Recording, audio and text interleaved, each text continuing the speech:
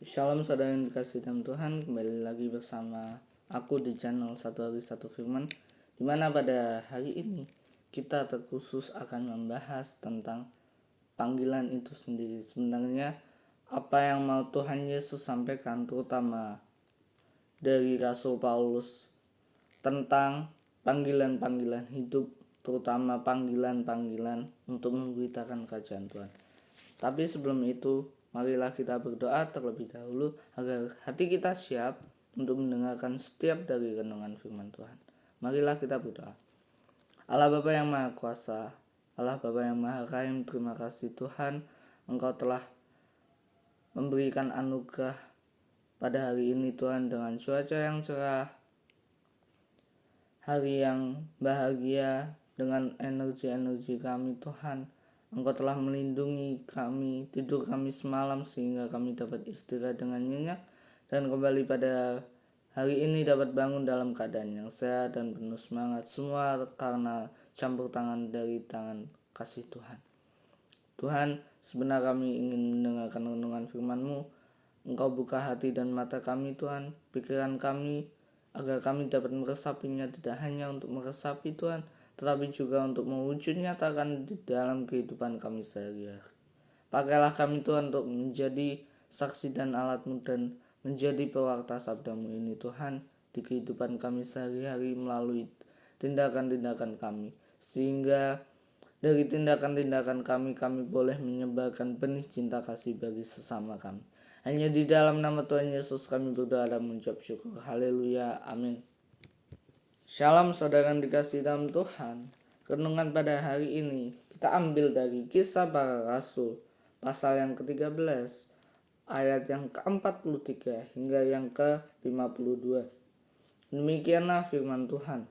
Setelah selesai ibadah, banyak orang Yahudi dan penganut-penganut agama Yahudi yang takut akan Allah mengikuti Paulus dan Barnabas. Kedua rasul itu mengajak mereka dan menasihati supaya mereka tetap hidup di dalam kasih karunia Allah. Pada hari Sabat berikutnya, datanglah hampir seluruh kota itu berkumpul untuk mendengarkan firman Allah. Akan tetapi ketika orang Yahudi melihat orang banyak itu, penuhlah mereka dengan iri hati dan sambil menghujat. Mereka membantah apa yang dikatakan oleh Paulus. Tetapi dengan berani Paulus dan Barnabas berkata, "Memang kepada kamulah firman Allah harus diberitakan terlebih dahulu. Tetapi kamu menolaknya dan menganggap dirimu tidak layak untuk beroleh hidup yang kekal. Karena itu kami berpaling kepada bangsa-bangsa lain. Sebab inilah yang diperintahkan kepada kami. Aku telah menentukan engkau menjadi terang bagi bangsa-bangsa supaya engkau membawa keselamatan sampai ke ujung bumi." Mendengar itu bergembiralah semua orang yang tidak mengenal Allah, dan mereka memuliakan Allah. Dan semua orang yang ditentukan Allah untuk hidup yang kekal menjadi percaya. Lalu firman Tuhan disiarkan di seluruh daerah itu. Orang-orang Yahudi menghasut perempuan-perempuan terkemuka yang takut akan Allah dan pembesar-pembesar di kota itu. Dan mereka menimbulkan penganiayaan atas Paulus dan Barnabas dan mengusir mereka dari daerah itu. Akan tetapi Paulus dan Barnabas mengebaskan debu kaki mereka sebagai peringatan bagi orang-orang itu, lalu pergi ke Ikonium. Dan murid-murid di Antiokhia penuh dengan sukacita dan dengan Roh Kudus. Amin. Saudara yang dikasihi dalam Tuhan, sebelum kita berbicara tentang panggilan itu sendiri, kita harus berbicara tentang bagaimana ketika orang-orang yang tidak mengenal Allah itu kemudian mengenal Allah dan menjadi bersukacita. Amin. Tetapi lebih dari sukacita itu, kita akan baca di dalam 40 ayat yang ke-45. Akan tetapi ketika orang Yahudi melihat orang banyak itu, penuhlah mereka dengan iri hati dan sambil menghujat, mereka membantah apa yang dikatakan oleh Paulus. Amin.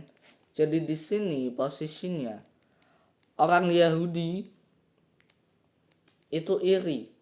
Kenapa Paulus bisa memiliki jemaat sebanyak itu, bisa memiliki jemaat yang besar sekali, bisa mencakup seluruh orang yang ada di kota itu? Mereka iri. Dan keiri hatian mereka itulah yang menimbulkan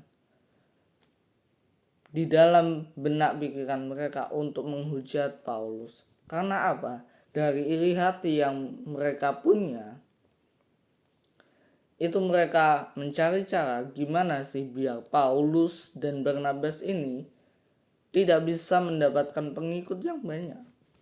Karena mereka tahu semenjak Yesus turun ke dunia, pengikut dari ahli-ahli Taurat, dari orang-orang Yahudi, orang-orang Farisi itu menurun, saudara. Dan banyak yang lebih mengikuti Yesus daripada mengikuti hukum Taurat. Makanya daripada situ, ahli-ahli Taurat dan sekelompok orang-orang itu yang berada dalam kekuasaan itu mencari cara gimana agar bisa menangkap Yesus, agar bisa memberikan bukti bahwa Yesus itu salah.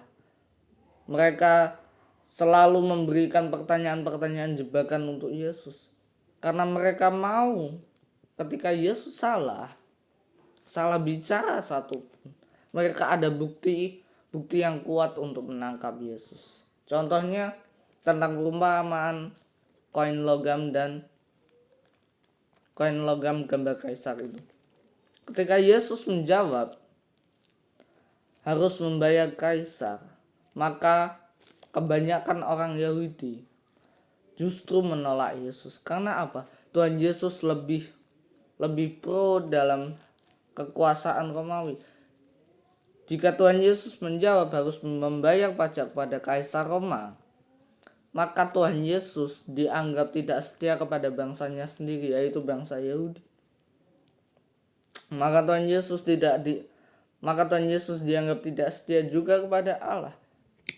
Karena Tuhan Yesus bisa jadi dianggap lebih tunduk kepada penguasa Roma, yang dimana kekaisaran Roma pada waktu itu adalah penjajah bangsa Yahudi. Jadi Yahudi dijajah oleh bangsa Roma. Tetapi ketika Tuhan Yesus melarang membayar pajak, ini juga mengakibatkan masalah yang besar, saudara. Karena apa? Ketika Yesus menjawab tidak membayar pajak, dalam tanda petik Tuhan Yesus sudah memprovokasi agar orang-orang Yahudi tidak taat sama kaisar Rom. Dan pada akhirnya Tuhan Yesus ditangkap karena telah menghasut orang untuk tidak tunduk pada kekaisaran Roma. Dan pada akhirnya juga Tuhan Yesus yang akan dihukum ke kekaisaran Roma. Tetapi karena kebijaksanaan dari Tuhan Yesus itu sendiri, dari Roh Kudus itu sendiri, Tuhan Yesus cukup bilang, apa yang dibutuhkan oleh kaisar berikanlah, apa yang dibutuhkan oleh Allah berikanlah kepada Allah. Dan di sini di dalam Kisah Para Rasul pasal yang 13 terulang lagi bagaimana orang-orang yang percaya, orang-orang yang beriman, yang percaya sama Tuhan Yesus, itu pasti ada saja orang yang menghalangi pemberitaan firman itu. Pasti ada orang yang membenci pengikut-pengikut Kristus. Pasti ada orang yang juga istilahnya iri hati. Kenapa sih Kristen banyak umatnya? Kenapa Kristen selalu bahagia, selalu kaya? Banyak orang yang berkata seperti itu, saudara. Dan di sini yang mau kita pelajari, kita jangan seperti orang Yahudi itu sendiri, saudara. Karena apa? Ketika ada orang yang baru saja diselamatkan jiwanya, baru saja dibaptis, jangan menjadi iri, saudara. Jangan menjadi iri karena itu gembala gerejanya lebih banyak jemaatnya, itu gerejanya lebih besar, lebih kaya. Amin. Fokus sama panggilan kita masing-masing. Kita dipanggil menjadi apa? Kita dipanggil untuk berbuat seperti apa? Itu ada porsinya masing-masing, saudara. Setiap orang punya kelebihan dan kekurangan. Dari sini kita bisa melihat, kita bisa membaca di perumpamaan tentang talenta. Ada yang diberikan 5 talenta, ada yang diberikan 2 talenta, dan ada yang diberikan 1 talenta. Dikit atau banyaknya talenta itu bukan berarti kita hebat, saudara. Tetapi yang membuktikan bahwa kita hebat dan kita bijaksana adalah ketika kita mengolah talenta-talenta itu, mengolah panggilan-panggilan itu, memanfaatkan panggilan-panggilan itu untuk kemuliaan Tuhan. Artinya apa? Ketika kita diberi talenta, kembangkanlah. Ketika kita dipanggil, diberi panggilan, lakukanlah. Panggilan tidak hanya sekedar, tidak harus menjadi imam, tidak harus menjadi pastor, tidak harus menjadi pendeta, tidak harus menjadi biarawan-biarawati, tidak harus menjadi gembala, dan lain sebagainya. Dari hal kecil saja, saudara. Seperti orang Samaria. Orang Samaria yang walaupun dicap sebagai orang yang tidak mengenal Allah, dia tetap berbuat kasih kepada orang yang sudah dirampas di tengah jalan. Ia mengobati dia, membayar penginapan orang sakit itu, membayar luka-luka orang yang sakit itu. Ini artinya apa? Saudara, ketika kita mengikuti Tuhan Yesus, kita tidak bisa memasukkan perkara duniawi ke dalam perkara rohani kita. Artinya apa? Ya udah, kalau kamu ikut Tuhan Yesus, kalau kita ikut Tuhan Yesus ada pegangannya. Kalau kamu lagi ke gereja, fokus sama kegiatan rohani itu. Amin. Di sini dikatakan, saudara, penuhlah mereka dengan iri hati dan sambil menghujat, mereka membantah apa yang dikatakan oleh Paulus. Saking irinya orang Yahudi itu kepada pemberitaan Injil, kepada orang-orang yang percaya akan Kristus, mereka tidak segan-segannya atau dengan berani-beraninya tetap melawan perintah Tuhan.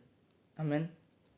Di sini menjadi pembelajaran bagi kita bahwa ketika kita dalam pemberitaan Injil, entah itu kita sebagai pemberita Injil atau kita sebagai penerima Injil itu sendiri dari pendeta, dari khotbah dan lain sebagainya, jangan sampai ada sakit hati atau iri hati yang ada di dalam diri saudara. Karena apa? Ketika kita sudah mengandalkan perasaan, intinya gini, saudara, ini kegiatan rohani untuk kebutuhan rohani kita. Amin. Tetapi ketika kita terbawa perasaan, entah itu tinggi hati, entah itu iri hati, entah itu merasa minder, tidak layak. Amin. Makanya dikatakan, memang kepada kamulah firman Allah harus diberitakan terlebih dahulu, tetapi kamu menolaknya dan menganggap dirimu tidak layak untuk beroleh hidup yang kekal. Karena itu kami berpaling kepada bangsa-bangsa yang lain. Saudara, ketika Tuhan sudah memberi kita talenta, tetapi kita tidak memanfaatkan talenta itu dengan baik dan justru tidak mengembangkan talenta itu, maka Tuhan tidak akan segan-segan atau Tuhan akan langsung mencabut talenta itu dan akan diberikan kepada orang lain. Amin. Seperti contohnya ini, orang Yahudi merasa dirinya tidak layak untuk beroleh Injil itu, saudara. Ya, rendah hati itu boleh, tetapi jangan sampai kita merendahkan diri kita.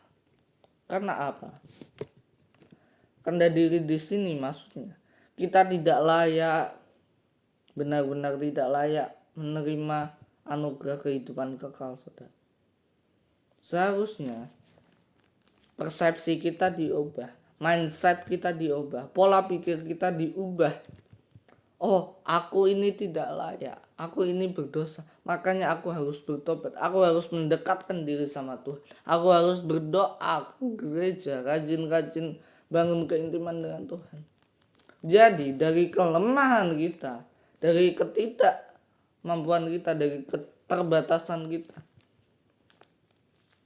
kita pakai itu semua menjadi, istilahnya menjadi landasan. Kenapa sih Tuhan Yesus, kenapa aku butuh Tuhan Yesus, kenapa kita perlu Tuhan Yesus, kenapa kita perlu membangun keintiman dengan Tuhan, membangun persekutuan dengan Allah.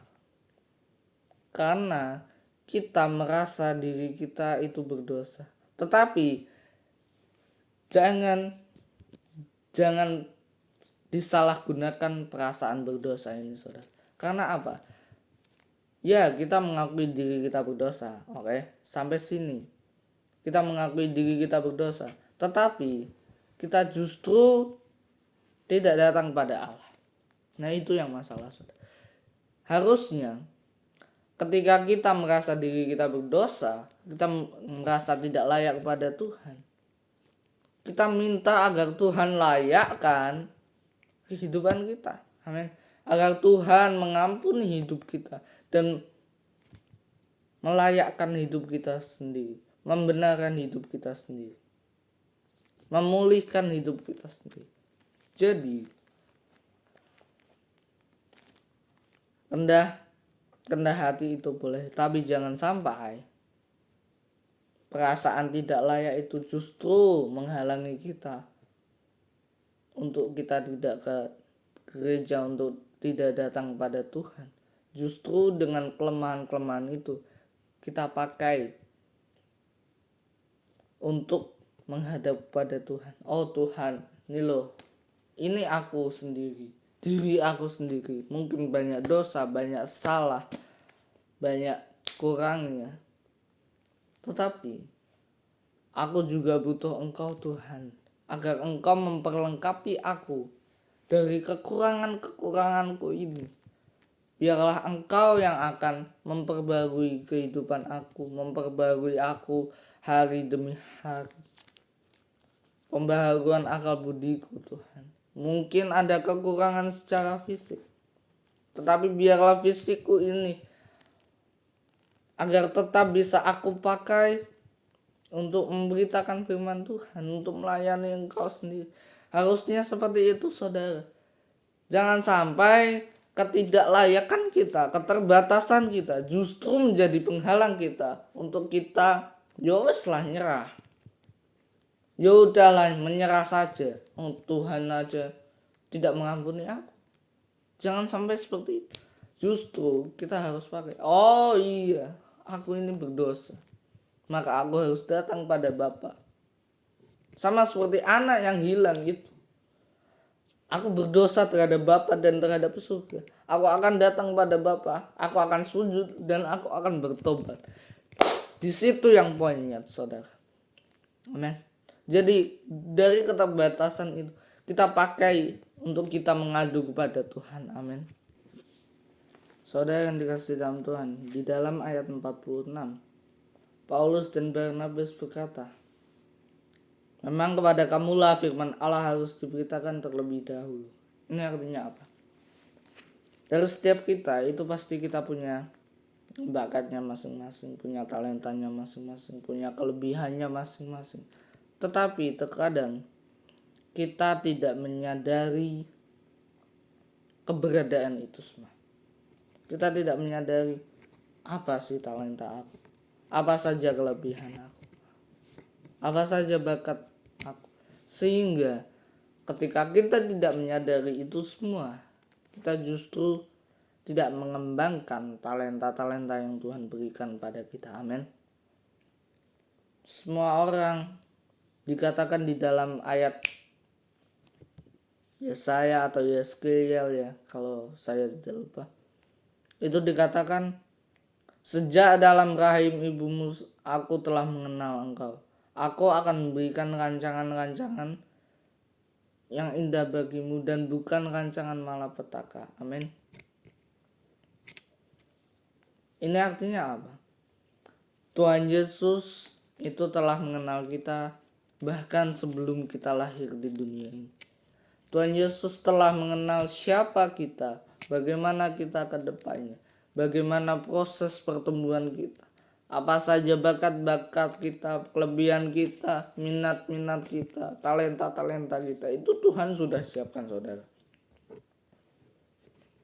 Tetapi yang menjadi permasalahan di sini terkadang kita tidak mengetahui secara spesifik apa yang kita miliki, apa talenta kita, kelebihan kita. Amin. Di sini yang mau Tuhan sampaikan, kenalilah diri kita sendiri. Setiap orang punya panggilannya masing-masing, saudara. Setiap orang punya talentanya masing-masing. Setiap orang punya kelebihan dan kekurangannya masing-masing.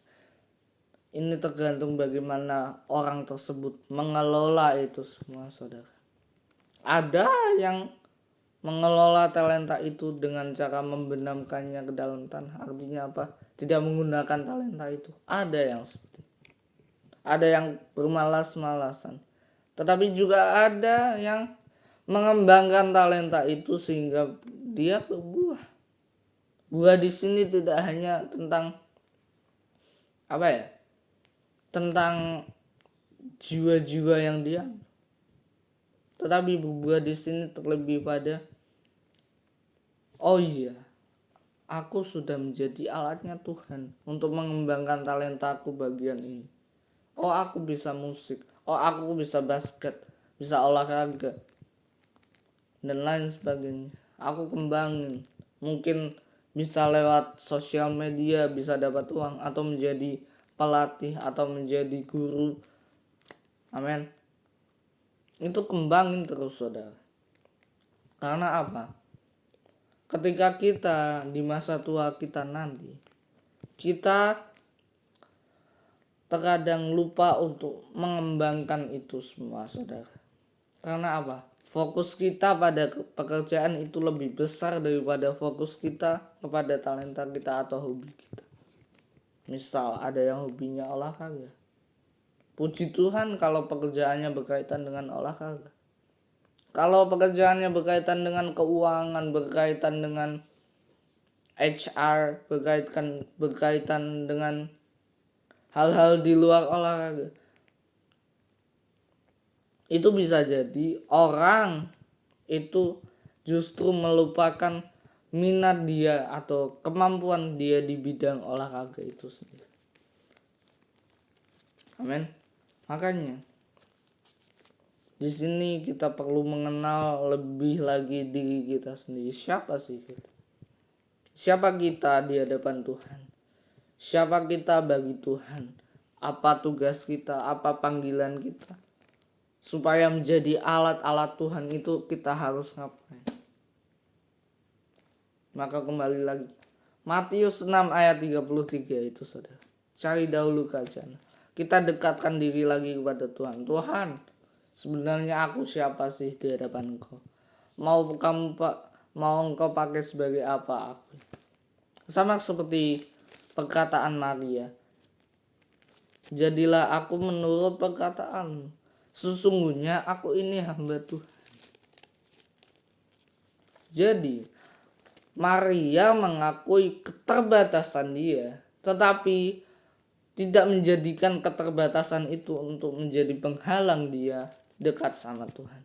Justru Maria mengakui keterbatasan itu dan dia berserah penuh sama Tuhan.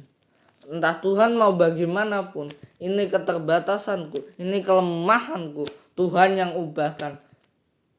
Amin. Kalau bisa dibilang, kalau Maria itu tidak berjodoh dengan Yusuf, dengan keturunan Daud itu sendiri, Maria itu tidak ada apa-apanya, saudara. Amin. Tetapi Tuhan punya rencana indah. Tuhan menjodohkan Maria dengan Yusuf. Dan bahkan mereka masih bertunangan, belum menikah. Maria sudah mengandung bayi Yesus, sudah mengandung anak dari Allah itu sendiri. Amin. Setiap orang punya panggilan masing-masing. Tergantung pada diri orang tersebut. Apakah mereka sepenuhnya menyadari panggilan itu sendiri? Ketika mereka sepenuhnya menyadari panggilan itu sendiri, menyadari posisi mereka sendiri, siapa diri mereka sendiri, apakah mereka juga akan bertanggung jawab untuk menggunakannya secara efektif, secara baik dan benar. Amin. Banyak perumpamaan-perumpamaan yang disampaikan Tuhan Yesus tentang talenta dan kerajaan Allah. Dan ini semakin memberikan kita gambaran tentang sebenarnya kita harus apa di hadapan Tuhan. Sebenarnya kita harus bagaimana untuk kita menjadi saksi dan Allah Tuhan. Untuk kita bisa melayani Tuhan itu kita harus bagaimana. Amin. Tuhan Yesus memberkati. Marilah kita berdoa. Tuhan Yesus, terima kasih Bapa atas renungan hari ini. Kembali kami diingatkan Tuhan, untuk kami terus membangun keintiman dengan Engkau, terlebih pada renungan hari ini.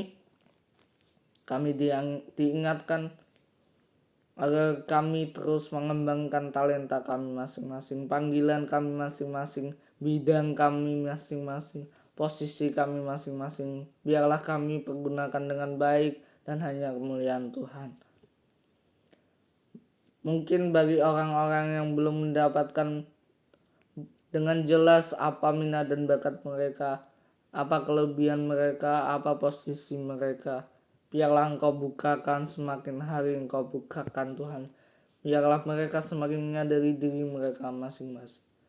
Dan ketika mereka menyadari diri mereka masing-masing, mereka juga akan menyadari posisi mereka di hadapan Tuhan.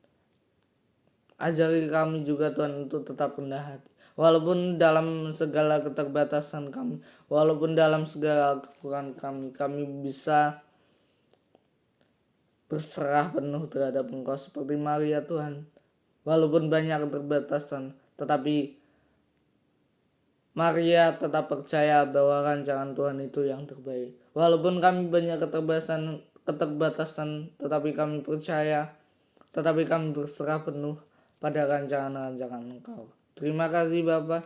Kami serahkan doa yang kurang sempurna ini hanya di dalam nama Tuhan Yesus. Bapa kami yang ada di surga, dikuduskanlah namamu, datanglah kerajaanmu.